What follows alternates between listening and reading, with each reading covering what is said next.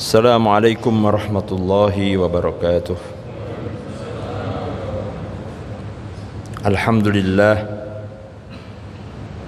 wassyukrulillah wassalatu wassalamu ala khairi khalqillah nabiyyina Muhammad ibn Abdillah wa ala alihi wa sahbihi wa mawalah wa la hawla wa la quwata illa billah.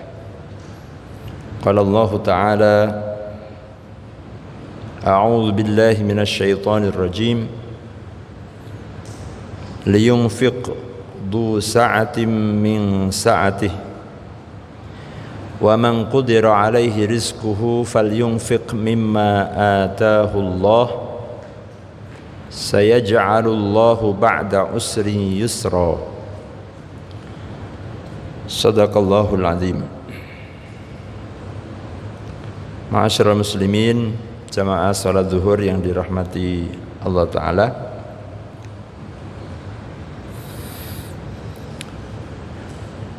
Di dalam Al-Quran, tepatnya di surat At-Talaq ayat yang ke-7, ayat ini berbicara tentang bagaimana kita membelanjakan atau manajemen keuangan, baik itu dalam diri secara personal maupun di dalam keluarga, rumah tangga, atau bahkan mungkin dalam konteks yang lebih luas, bangsa atau negara. Allah Ta'ala berfirman, liyunfiq dhu sa'atin min sa'atih, dan hendaklah membelanjakan, menginfakkan orang yang memiliki kelapangan harta dari kelapangan yang Allah berikan. Wa man qudira 'alaihi rizquhu, dan barang siapa yang disempitkan rezekinya, falyunfiq mimma ataahu Allah, maka hendaklah ia belanjakan dari sebagian apa yang Allah berikan kepadanya. La yukallifullahu nafsan illa ma ataaha, tidaklah Allah membebani seseorang itu kecuali apa yang telah dia dapat lakukan, kemampuan yang dia bisa laksanakan. Sayaj'alullahu ba'da usri yusra, Allah akan menjadikan sesudah kesulitan itu kemudahan. Ma'asyiral muslimin, jadi karena Quran itu adalah kitab yang lengkap, segala hal yang kita cari dalam urusan kehidupan kita, urusan apa saja, itu jamak Quran selalu memberikan solusinya. Nah, di hadapan kita ini Quran memberikan kepada kita bagaimana di dalam manajemen keuangan atau harta,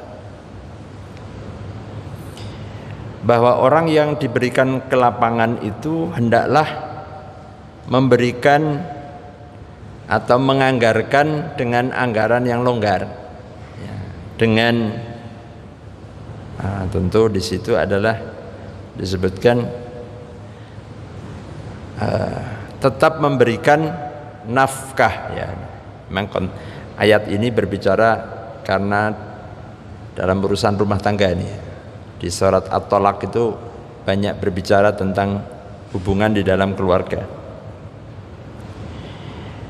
Dan siapa yang diberikan, ya kalau tadi longgar, ya maka hendaklah kelonggaran itu digunakan untuk memberikan kewajiban nafkahnya. Tapi kalau bagaimana ketika tidak longgar ya? Kalau qudira alaihi rizquhu ya. Ini bahasa Quran itu indah. Ya, jadi tidak rezeki itu sudah ada takdirnya, sudah ada ukurannya. Ya, siapa yang ukurannya tidak lapang-lapang, tidak dilonggarkan, nah tetap maka hukum memberi nafkah atau membelanjai itu tetap wajib, tetap fal yunfik ya. Di awal ayat liyunfik menggunakan lamul amr ya, lam kemudian dimasukkan ke dalam fi'il amr yang berarti perintah ya. Yang kedua juga fal yunfik ya. Nah di situ menunjukkan bahwa kedua-duanya adalah perintah untuk membelanjakan, untuk menafkahkan. Mimma atahullah ya, dari apa yang Allah berikan kepadanya ya, artinya orang itu dalam kondisi sempit apapun tetap tidak hilang kewajiban untuk membelanjai. Nah, maka dalam Islam itu tidak ada batasan maksimal ya, dan juga tidak ada batasan minimal. Jadi memberikan nafkah itu berapa, apalagi nominal ya, persentase saja nggak ada. Ya, maka itu tergantung seorang. Ya, ada orang yang suami itu kadang-kadang dia nggak tahu, ya pokoknya gajinya langsung masuk ke rekening istrinya. Nah, ini tipe-tipe suami yang dia mungkin merasa tidak begitu pandai untuk memanage ya. Jadi khawatir pokoknya ya sudah terserah dia ngaturnya bagaimana, taunya beres ya. Ya. Yang tipe seperti ini juga boleh ya, baik-baik saja ya. Cuman repot kalau mau beli bensin mesti harus minta yang ngajukan anggaran dulu ya. Nah, kecuali kalau punya sumber dari yang lain ya. Kan ada penghasilan itu kan tidak hanya dari gaji saja ya, ada gaji dari, kalau PNS dari kantor saja, mungkin dia punya usaha-usaha yang lain, dia punya kalau dia punya saham kan nanti bisa ada dividen, ada macam-macam begitu. Nah, ada juga yang model dia memberikan dari gajinya itu sekian ya, pokoknya cukup nggak cukup segini gitu. Nah itu pilihan ya, jadi tidak ada yang mengatakan bahwa kalau suami itu percaya kepada istrinya pokoknya gajinya langsung semua dikasihkan brek gitu ya. Nah kalau istrinya pandai untuk mengatur, kalau dia nggak pandai malah justru bisa tekor keuangannya, defisit gitu ya. Nah maka tentu bisa dimusyawarahkan. Nah intinya bahwa kewajiban nafkah itu tidak akan atau tidak hilang dalam kondisi apapun, dalam kondisi dia lapang, longgar, maupun dalam ketika keuangan ketat gitu ya, keuangan sulit gitu, tetap. Makanya berapapun itu tidak ada ketentuan nominalnya, tetapi yang jelas adalah memberi nafkah itu, al-infaq itu menjadi kewajiban, keharusan. Nah, masyarakat muslimin rahimakumullah, maka perlu juga difahami kalau kaidah agama itu menyesuaikan, berarti agama itu memberikan kelonggaran. Kalau memang diberikan longgar ya berarti dia longgar ya, anggarannya bisa longgar. Kalau dia memang pas ya berarti maka harus dengan ketat. Nah begitu. Nah ini kan kalau diterapkan dalam negara kan bagus sekali. Ketika keuangan negara itu longgar, ya umpamanya pendapatannya, pemasukannya itu semua banyak. Nah maka negara bisa memberikan atau membuat anggaran yang longgar juga. Ya.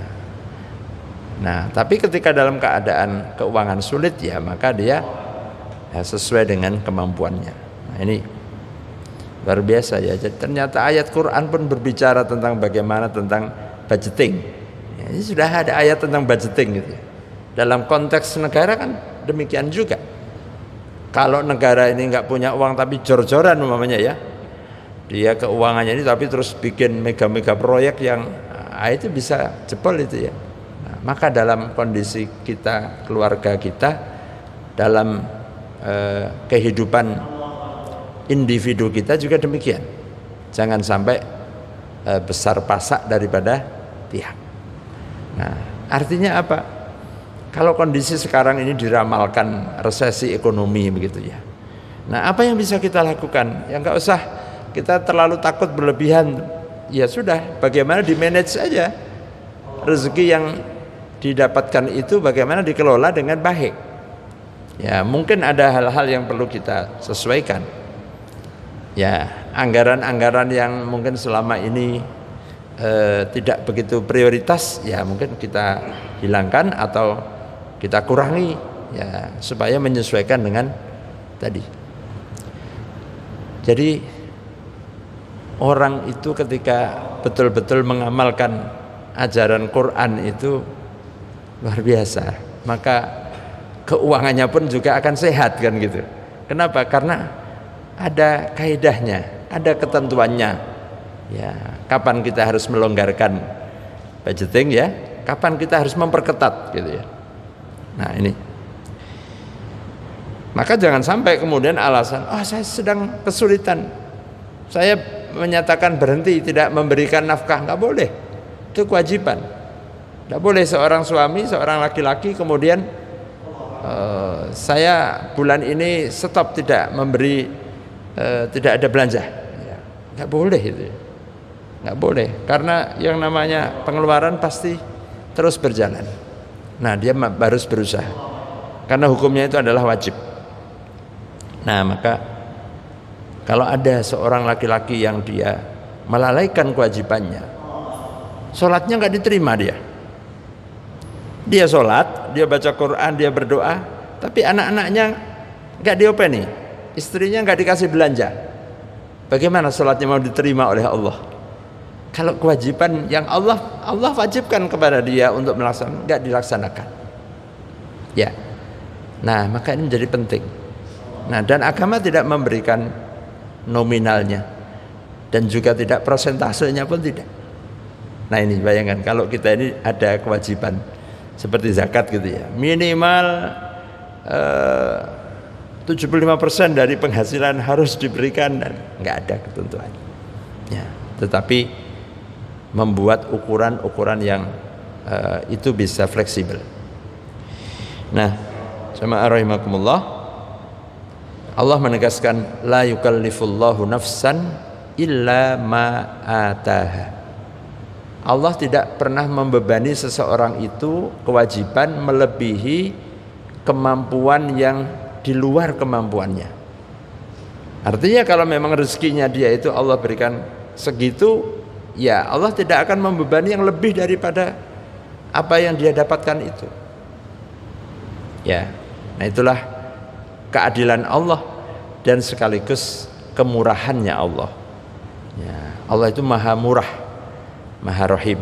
Ya, dan di akhir ayat itu ada berita gembiranya. Nah, ada berita gembiranya apa? Di saat ketika orang dalam kesulitan ya, di saat-saat yang qudira alaihi rizquhu gitu ya, yang rezekinya itu agak seret gitu, tidak longgar rezekinya, maka di situ ada kabar gembiranya, sayaj'alullahu ba'da usrin yusra. Allah akan menjadikan sesudah kesulitan itu kemudahan. Artinya di saat kita sulit itu, yakinlah bahwa setelah ini adalah kemudahan. Itu. Kalau orang dalam kesulitan terus kemudian yang dipikir itu adalah sulit dan lebih sulit, itu pasti akan putus asa dia, nggak sabar dia. Tapi kalau dalam pas di saat dia sulit itu dia pikirannya itu optimisme, ya saya ja'alullahu ba'da usrin yusra, itu orang jadi semangat. Ya, dan itu adalah janji Allah Ta'ala. Nah, maka sesulit apapun kondisi kita harus meyakini bahwa tidak akan Allah itu membebani kesulitan melebihi kemampuan yang dimiliki oleh hambanya. Dan tidak mungkin Allah itu menjadikan dari sulit ke sulit ke sulit ke lebih sulit. Tidak. Dari sulit menjadi mudah. Ya. Inna, di ayat yang lain juga sama, inna ma'al usri yusra. Ya. Nah, dan kemudahan Allah itu luas ya, dengan berbagai cara. Nah, hadirin rahimakumullah, ketika kita berada istiqomah di jalan Allah, kewajiban-kewajiban Allah kita laksanakan, maka pastinya Allah tidak akan membiarkan kita terus dalam kesulitan itu. Kesulitan adalah bagian dari cara Allah untuk menguji hamba-hambanya, agar hamba itu semakin dekat kepada Allah. Kalau kita diberi ujian ya, baik berbagai macam bentuknya apapun, boleh jadi sesungguhnya ujian itu baik karena menjadikan kita lebih dekat kepada Allah. Kalau mungkin kita nggak dikasih ujian itu, kita menjauh dari Allah, kita lupa sama Allah, kita tidak pernah zikir, tidak pernah dekat, tidak pernah menangis di depan Allah. Tapi justru di saat diberi kesulitan, kita menjadi dekat, kita menjadi bergantung kepada Allah Ta'ala, dan itu baik bagi kita. Mudah-mudahan Allah senantiasa memberikan pertolongan kepada kita semuanya. Demikian aku qouli hadza astaghfirullahal azim, subhanakallahumma wa bihamdik, asyhadu an la ilaha illa anta astaghfiruka wa atubu ilaik. Assalamualaikum warahmatullahi wabarakatuh.